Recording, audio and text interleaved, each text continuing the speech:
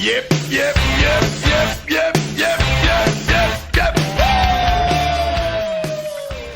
Hi, this is Mark Wiltshire. Welcome to a bonus episode of the Finnish Football Show. This is a bonus podcast from episode 13 that came out recently. As ever, joined by Mark from FC Suomi. Hi, Mark. Hello, long time. It's been a long time since we last spoke. And Rich from Escape to Suomi. Hello again. Thanks again to everyone joining us live on YouTube. This is same broadcast as episode 13, and so far we haven't lost any listeners. We haven't gained any in all that time between recording.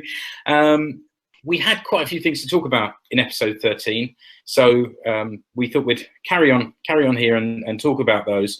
These are maybe things that are going to start becoming apparent in Finnish football in the future, so not so time sensitive as what we talked about in episode 13. As always, we want your input, so live viewers, there's still that message box on the right hand side of the screen, or ask questions to us. You can still use FFS13 as a hashtag. Podcast listeners use social media to get in touch with us, so our Twitter handles are Mark's at FC Suomi, Rich is at Escape to Suomi, and my handle is at Explore Finland. Rich will carry on straight away. So as ever, no noisy biscuits, no F-bombs. There were none in the last episode, so let's see if we can keep that record going. While we were planning this, a few interesting things were discussed, and as I say, they were looking forward more towards the future. And this Finland identity project was mentioned, which, you know, my role here as the slightly clueless host of this show is well earned, and I hadn't heard of this Finland identity. And I think, Mark, you said you had some things to bring to that. Yeah, I mean, so it's a bit of a tricky one because it's supposed to be like an all-encompassing development project to try and get Finland kind of back on track in terms of the national team. But it's when you search for it, either through the Palloliito's websites or their Facebook stuff, it's really hard to find like a single source that's like, this is the Finnish identity project. I spoke a couple of times recently with Hannu Tihinen about kind of all the stuff that's going on behind the scenes, and they're doing really tons and tons of great work around coaching education, biomechanics, player advice and consultancy, and working together with the piirit to help them develop. And they've signed a deal recently with a company called Fibaco that do elite fitness training, like up to a higher standard. So they've got lots and lots of like different activities going on in different parts of the organization, but it seems really difficult to try and piece them all together to build that sort of big picture. Rich, you were the one that first mentioned this. Is there anything that you want to add about this? Basically, it's one of those things that obviously it's become fashionable. Even over here in England, it's something that they call it a DNA, England's DNA, where, you know, they have the whole school of excellence. It was Lilleshall, is now St George's Park, and they want all the youth teams to play in a certain way, you know. And what you've got is, you know, the supposed figureheads of this latest movement. You've got Mika Aaltonen along with Jari Litmanen and Mika Lipponen, who, you know, will be looking at ingraining, you know, a sort of culture and the DNA throughout every junior team. So it's, you know, it'll be everything from a style of play to how the players are treated, how they're coached, everything about, you know, the mentality. And, you know, they're talking about, you know, it's easy to look at when Germany reboots and, you know, when England say we should copy them, we should copy Spain.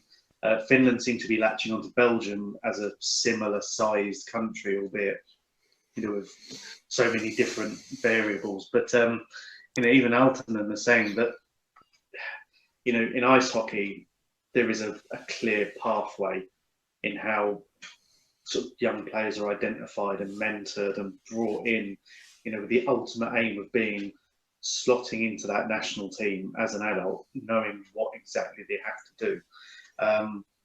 it's almost like a version of Cruyff's Total Football, where these players can slot in and know what they have to do. It's all ingrained into them because that's what they've been doing.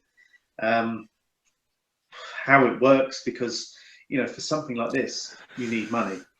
You need the will of the Palolito to allow it to happen, and the way that the Palolito is run virtually by the regional associations as opposed to the centre. You've got to get all of them on board,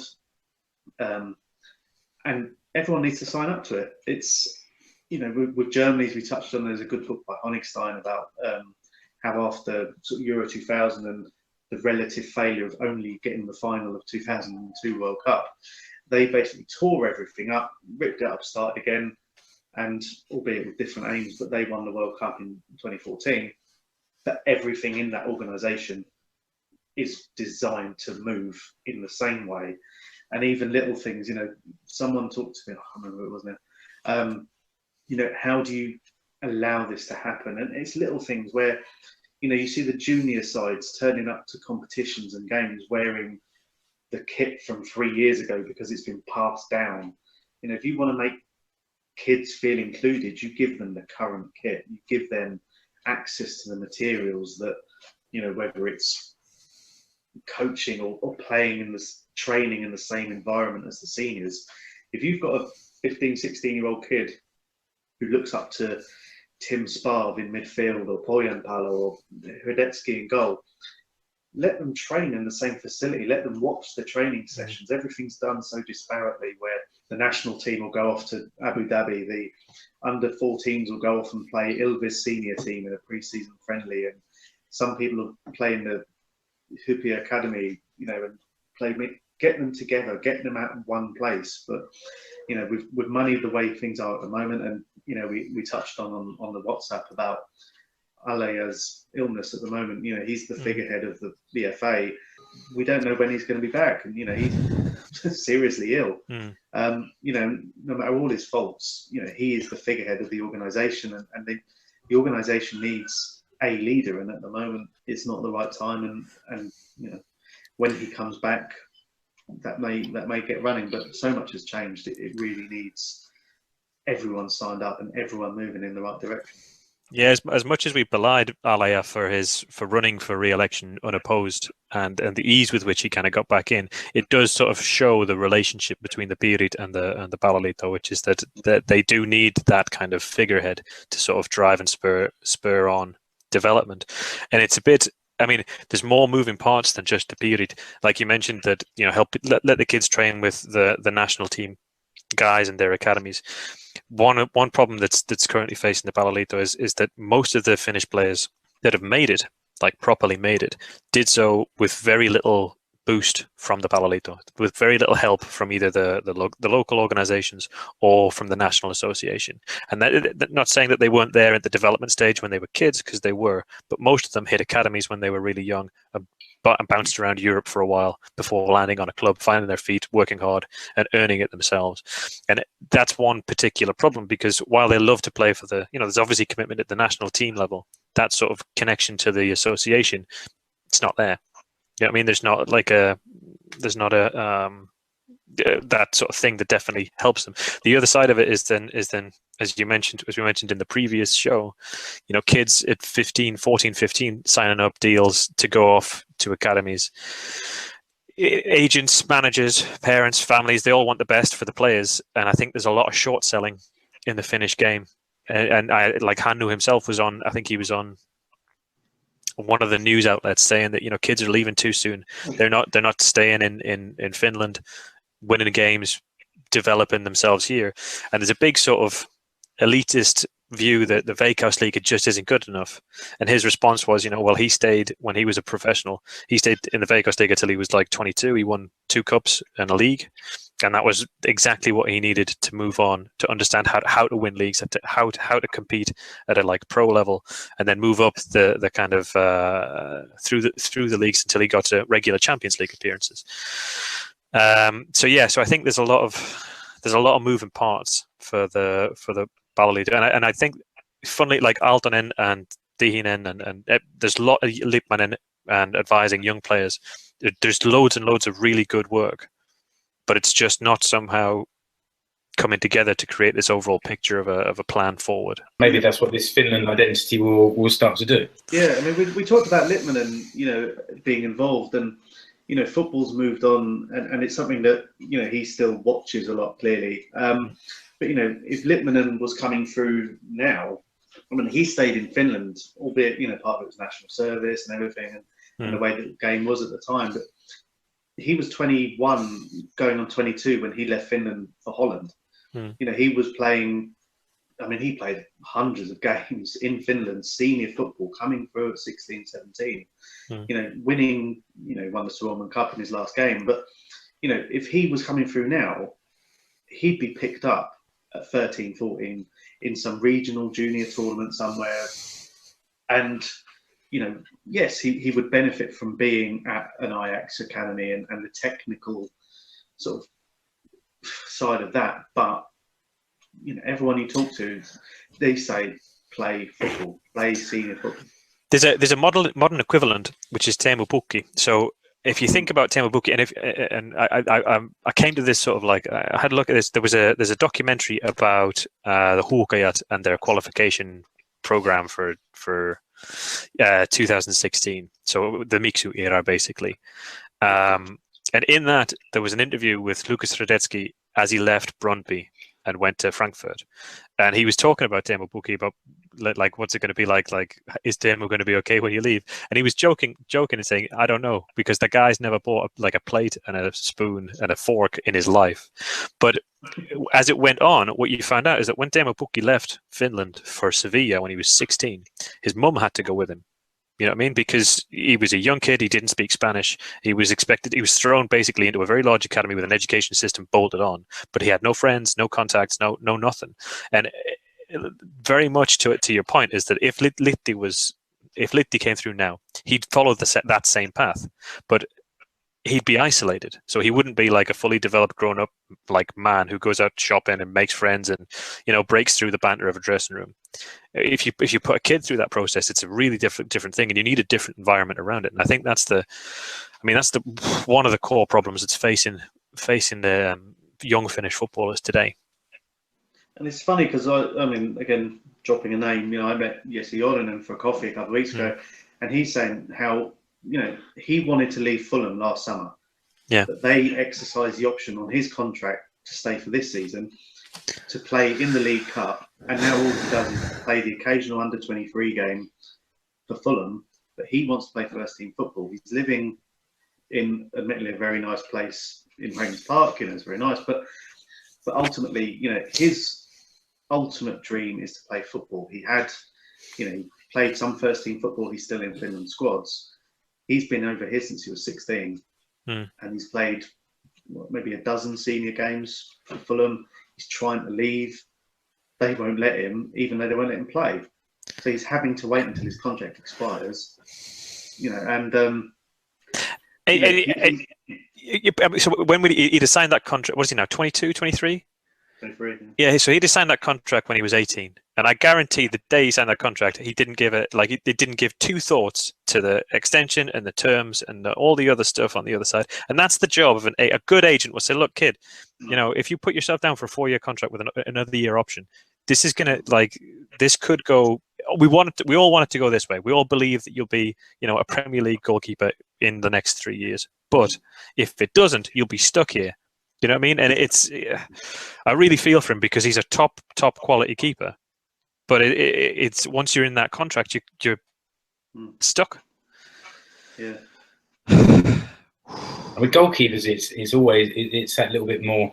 It's a slightly different situation because even if you're in your own country, there's only one position in one club that you can be you can be put into. So, but you often see it, don't you? That goalkeepers play that number 2 role for quite a long time. Okay, he's not necessarily even playing the number 2 role, but they come through later. They have generally a longer career as a goalkeeper than as a central midfielder. But I think this is something we talked about many times, and we will continue talking about is players leaving too early. And I think it's it's around the world. Players leaving clubs too early or getting sucked into these academies that develop technical players that can only play academy football. Yeah. And don't make the breakthrough into men's. Well, look at Barcelona. Barcelona have probably the most famous club academy anyway in the world, and yet they cannot produce a forward.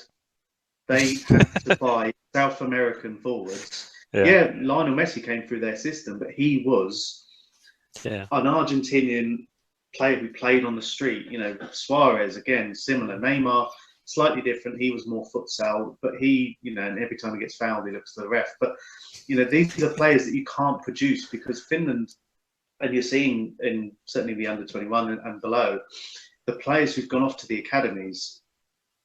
I mean, I'll take Glenn Kamara as an example. He's been at Arsenal for a number of years now. Technically, on the ball, in space, very, very good footballer. Put him under pressure. I mean, the kid is probably 6 stone wet through. When he made his Arsenal debut at Hillsborough against Sheffield Wednesday a couple of years ago, he looked absolutely lost. And all my mates who went to the game said, he needs a plate of spuds. He's tiny. And these men, you know, 6'4", clogging centre-halves, ruined him, you know. And the fact is, you know, because he's so used to playing nice, sanitised football and in an environment where he doesn't have to not necessarily think for himself, but everything's catered for him, everything's done for him. He gets lifts everywhere. You've got South American clubs who are artificially putting in obstacles to kids to make them learn how to problem solve, where it's make your own way to the ground, or your kit's not, you've got to wash your own kit, or this, that, and the other, clean your own boots. They've got to put these in because, you know, life as well is different, but you know, you've got to give these kids a problem to solve, to grow. As we said with Lippi, he went and did national service while he was playing for Hoyko. You know, and you know, he was a man when he went to Ajax. He was 21, 22. He'd grown up so much more than the kids now. You know, look at Maximus Tainio, the most brilliant name I've ever heard. He signed for Spurs, and yeah, his dad is a huge part of that. And his dad was, you know, on the books of Spurs as a sort of academy coach type. But, you know, he's going to go, as soon as he hits 16, he's going to move to London.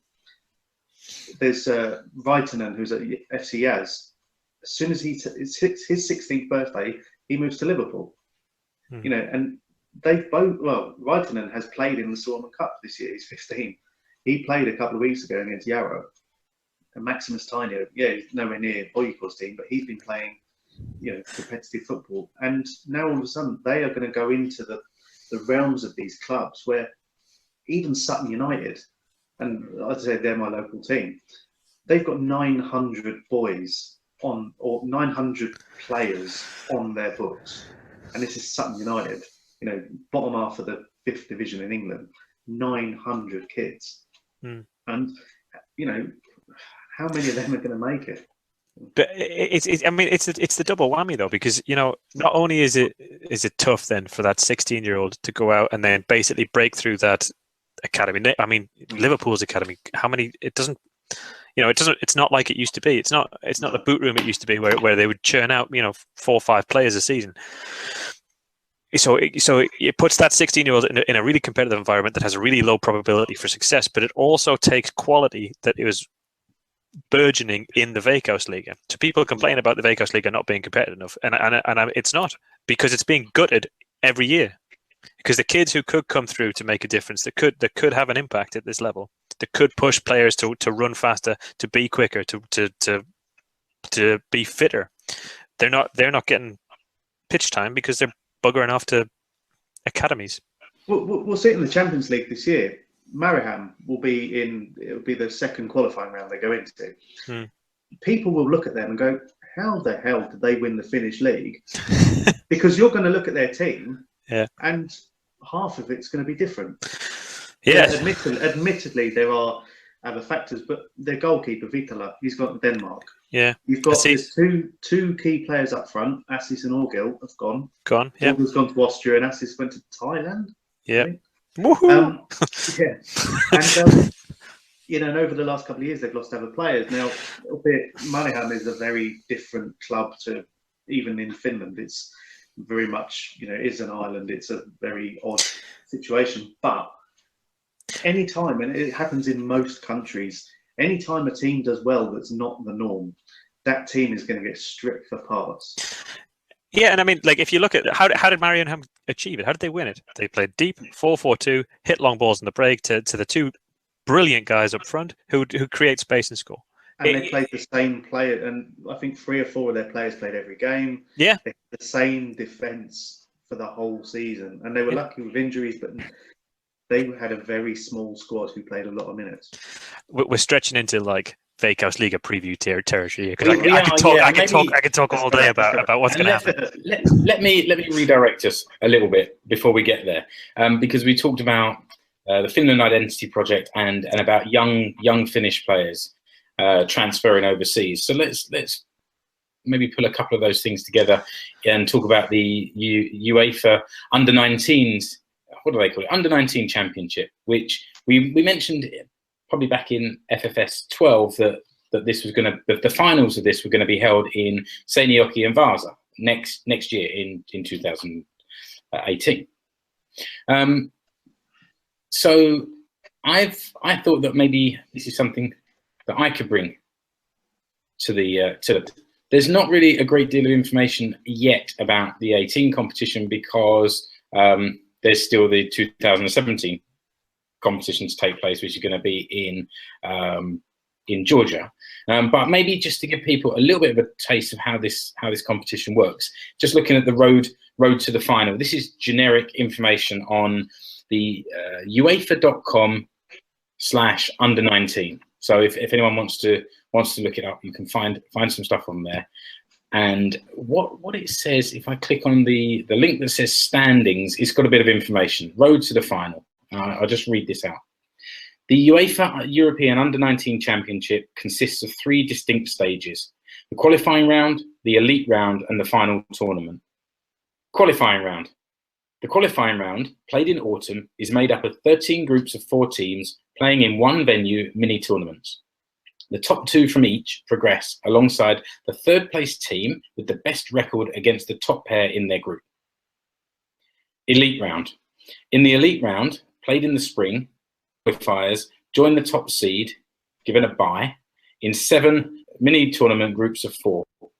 The group winners then join the hosts in the final. Final tournament. The 7 qualifiers plus the hosts are split into 2 groups of 4 who play each other once, with the top 2 progressing to the semi-finals, and the winners of those ties contest the final. And then there's a link for the official criteria for separating teams and whatever. So there's obviously the 2017 competition, which has had the qualifying stage at the end of last year, and the elite games are going to take place later in March, actually. So they take place in the space of 1 week. So there's 3 games in the space of 1 week in this elite round that then to the finals, which this year is in Georgia. And as I was looking through here, Finland are in this elite round. They're in Group 1. They're playing their games in the Netherlands, in a group with Greece, the Netherlands, and Ukraine. So that doesn't look like an easy group. But I think this is probably worth us following this year's competition throughout the Finnish football show, and then picking it up again in the autumn when it's the sort of the road to Pohjanmaa. Yeah, I mean, I think so. I think the Ukraine have gone through something similar to us recently in that they've tried to revamp their production, like their player production system. Greece, I don't know that much about, but at least on the national team level, they're in a bad way, and economically as a country, they don't have a lot to spend. So I'd imagine, I guess as always, if we can get something out of the Netherlands in that group, we should be in a relatively decent position to get to progress. Yeah, just to give people some dates, it's Netherlands versus Finland on the 23rd of March. Then we have Greece versus Finland on the 25th of March, and Finland versus Ukraine on the 28th of March. So, probably by the time we get together for team, we might be able to have a bit of an update on here and see how the young Hukkujat have got on and whether they're going to be going to Georgia in the summer. It's funny as well. Since they announced, it was almost 2 years ago now, that Finland would host the tournament, Paloliito have identified the age group that will be participating as hosts in that tournament, and have been, as much as they can, sort of preparing them for, knowing which players should be involved, because it will be the ones born in 1999, which makes me feel horribly old. But you've got players who are, people we've talked about on this podcast. We've got, Abukar Mohammed, just signed at Lazio, Sergei Romenko, players who are, again, but going back to the same problem, on the books at Everton, West Brom, Stoke, Hamburg. It's difficult. You're not expecting players of that age to get through to senior football, but at least this group of players has been identified, has been treated with, right, you will be the core of that squad unless anyone else happens to emerge, and at least they're doing that preparation. So when it comes to the pre-tournament, the dress rehearsal this summer in Seinäjoki, those players will be involved and will get a little taste of where they'll be playing. What can you tell us about that competition, Rich? It's only going to be a 4-team sort of, and even then it's going to be, I think, from what I understand, it's Germany, Portugal and Holland who'll be sending teams over. And it's a bit of a dress rehearsal for, the organising committee at Seinäjoki and everything, just to get some logistics going, because, it's a new stadium, first of all. And also, the tournament next year, it's a UEFA tournament. They have expectations. It's not just a turn up and everything. And it's a little bit of, it's a friendly tournament. There's nothing riding on it from a player point of view, but they'll be playing their peers. And from Finland's point of view, they'll be playing teams that might be qualified for that tournament. They'll be playing teams that have, you look at the teams they're talking about, Germany, Holland and Portugal, who are, we look at and say at senior level, generally, maybe not Holland at the moment, but you've got Portugal, European champions, Germany, men's world champions, and Holland, who seem to float between good and awful. But, look at the players they produce. But Portugal's youth system, though, is lethal. They demolished, was it England in last year's under-21s, and I think they did something stupid, like they won every age category. They've won every age category in the last 4 years or something like that. So their youth development is insane. And they've got an 18-year-old playing for Bayern Munich at the moment, and he's playing regularly. And he played in the Euros. He won the European Championships. He might be 19 now, but this is what they're up against, and this is what the players can only learn from. And imagine if they turn around and say in 18 months' time, they've got players who are playing, hopefully, getting the odd bit of exposure, but at those clubs, look, it's not too bad at all. And if they get that mindset, which is difficult to acquire, but if you get into the mindset of, we will be competing in an elite tournament where, especially it's different from, say, under 16, under 17 football, where so much can change. These kids will be 19 years old. There will be, not a lot's going to change. They will be on their pathway, and the scouts of Europe will be watching that tournament, whether it's a good or bad thing, but they will be there and watching these players play. There could be some good quality football here this summer, then, even just in this warm-up competition. Do you know, Rich, are some of those games being played in Vasa? Because obviously the finals next year will be in both stadiums, so I'm assuming they'll need some sort of preparation as well. As far as I'm aware, it's only in Seinäjoki. I don't know if they're doing either hosting certain things in Vasa or how they're going to operate that. But this has come from Asukol that they'll be hosting this tournament or this get together. Something else for me to keep my eyes open for this summer then. Yeah, good stuff. Okay, I reckon that we've probably come to the end of our bonus pod. There's no news broken in the last 30 seconds that you want to tell us about, Mark? Nah. No, okay, good stuff. Well then, let me just remind everyone about our sites. There's fcsuomi.com with regular reports on Huuhkajat players from around the world. There's escapetosuomi.com, and Rich has got a couple of interviews in the pipeline, so hopefully they'll start to come along soon. And then explorefinlandpodcast.com with the recent Finnish football shorts episodes, interviews with various people at ASICO, which you'll find on there. Remember to subscribe to the YouTube channel where we broadcast this show. Search for my name, Mark Wiltshire, or search for Finnish Football Show. You'll find us there. And the next podcast, I guess, will probably record sometime towards the end of March, when after this under 19s qualifying games have taken place. Give us something topical to talk about then as well. Sounds good. Sounds good, yeah. Mark, Rich, thanks a lot for joining me again, and we'll meet again soon. Cheers. Cheers.